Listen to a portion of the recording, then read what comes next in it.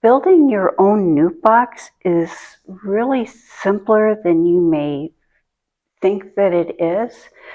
If you have the scrap wood around or you have wood around, it really is cost effective to build your own NUC box. Some dimensions, I'll list those dimensions in the description box, and also some little key things to putting it together. The most important thing is remembering to keep everything square. Those bees, you think about the comb that they build, and they like everything straight and aligned. And so when you're building a NUC box, measure 3 or 4 times, cut once, and then when you're putting it together, make sure that you're putting it together very straight, very square. Top is 21 7/8 by 9 1/4. So I want to make sure that I have 21 7/8. So I'm just going to measure over 9 1/4.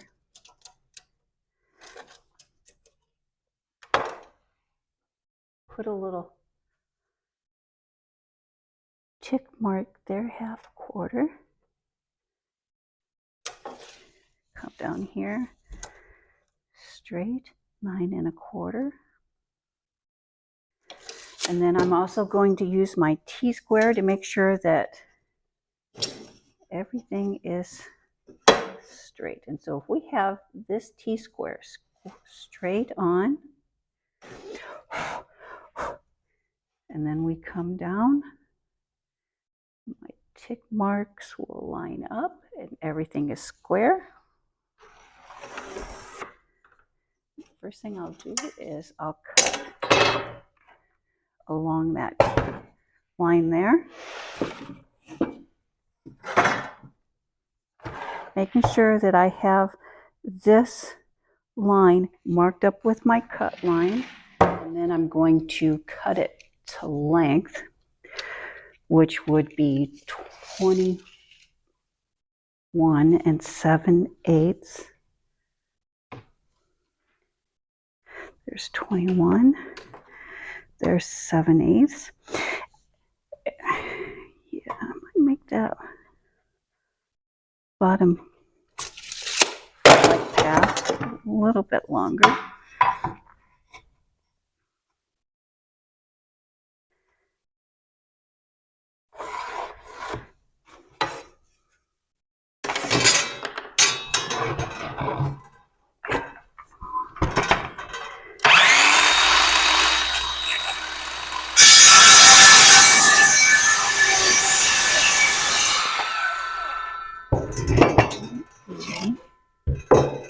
So I have that cut to size. I'm going to take my T-square, make sure everything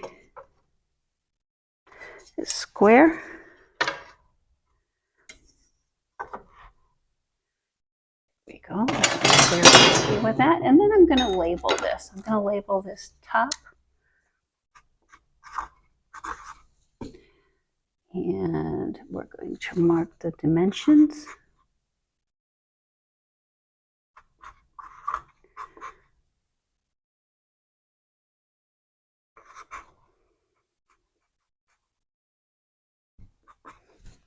I'm going to do that for each piece of wood. You get those cut out, and then I will show you an easy way to assemble this box to ensure that it is square. One of the more challenging part of this project is putting in that notch. Putting in that notch for your frames to set in. I happen to have a router. I'm just going to line this up where this tip is going to cut and mark that. So I can kind of, so I'm going to set up a guide.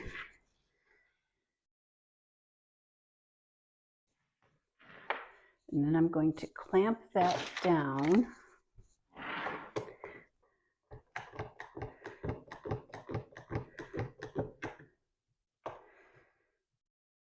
Right on that guide. Right on that line.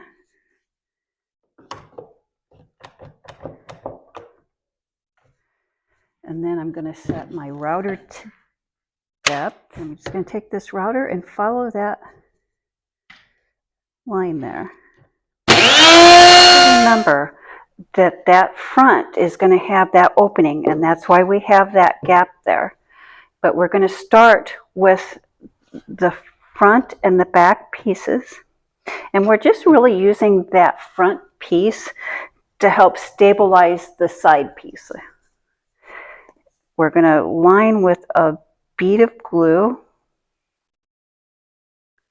and this is a good wood glue that is good for wet or dry conditions.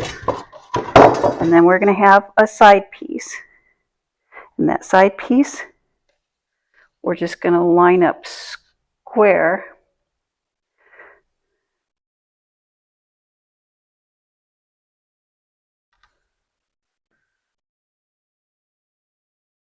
to the top. Square to the top, because we're going to have another gap here because that is where the bottom board's going to go. But we're just using this piece to hold the piece, to hold the top piece. We're lining up this top piece square, and we'll take the T-square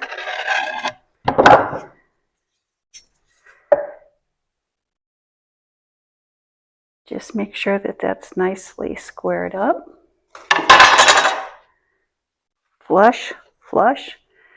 And I like to use screws for this. I'm going to use some 2-inch wood screws and start at the bottom because we don't want to screw through that center piece there.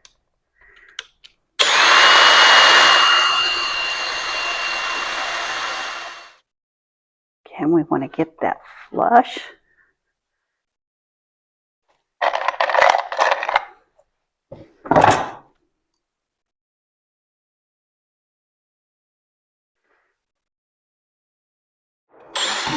Turn it around. Do the same on the front piece. Now this piece,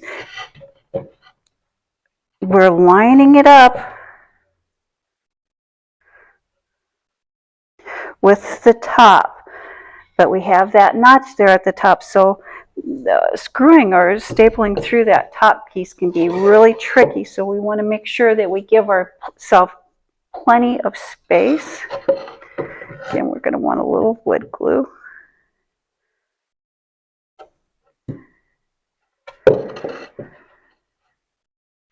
Get that really nice and flush, really nice and square.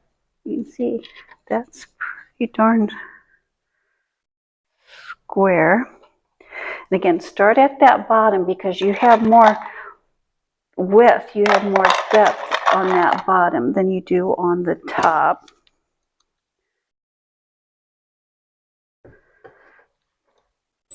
And then we'll do the bottom piece.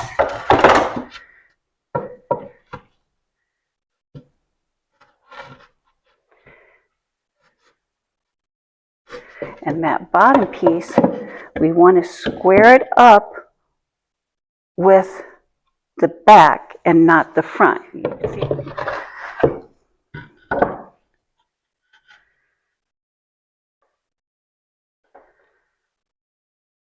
So what I'm going to do,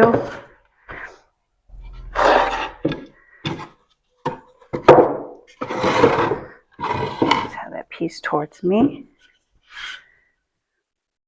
Put a nice bead of glue.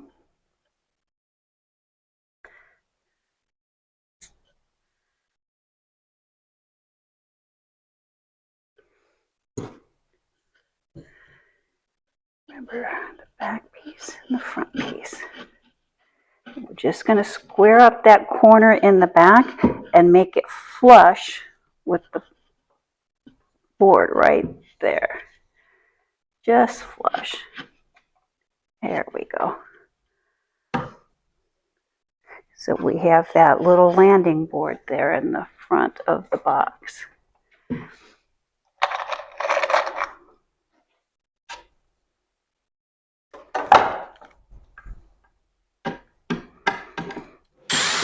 and then we'll attach the other side. Again, making sure everything is nice and square. A nice bead of glue.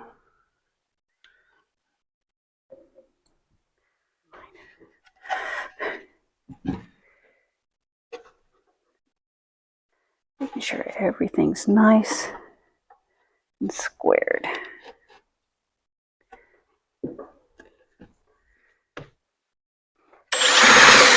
There's our box. Before I go any further, I'm just going to do a dry fit to make sure that everything's sitting in there. And I'm checking to make sure that there's room along the bottom, there's room along the top, and everything is come together rather nicely. I like how these boxes are turning out. For the handles, I had some scrap pieces that were roughly the size that I was looking for. And so I'm just going to put those on there, and I'm going to put those 4 inches down from the top.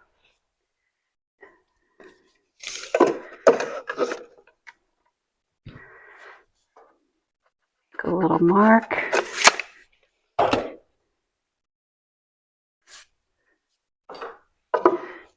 A little bit of glue.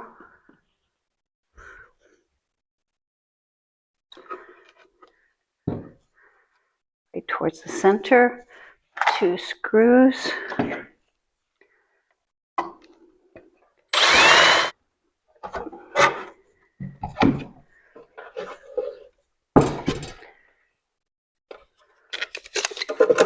Just from the top.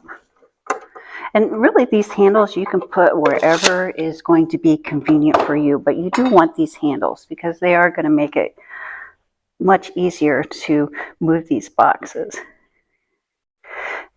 They're a little more sturdy than a lot of those plastic NUCs that you can get. A good solid wood box.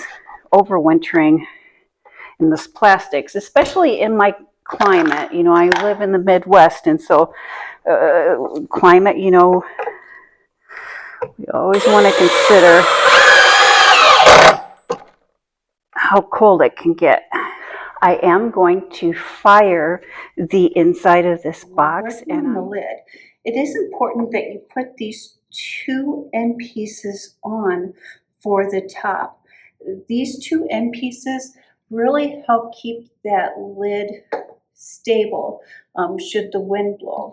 And when you don't want them snug, you want them to have a little bit of give so that box is easy to come off, If you put these cleats on there to where it's going to be tight, after the bees get going and they start making that propolis and they start sealing up that box like they would like, it's going to get really tough. So you want to make sure that you leave yourself plenty of room. This box, it will be painted, and we will be putting a hive split in this box.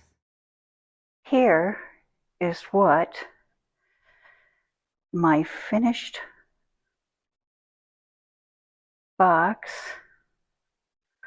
looks like.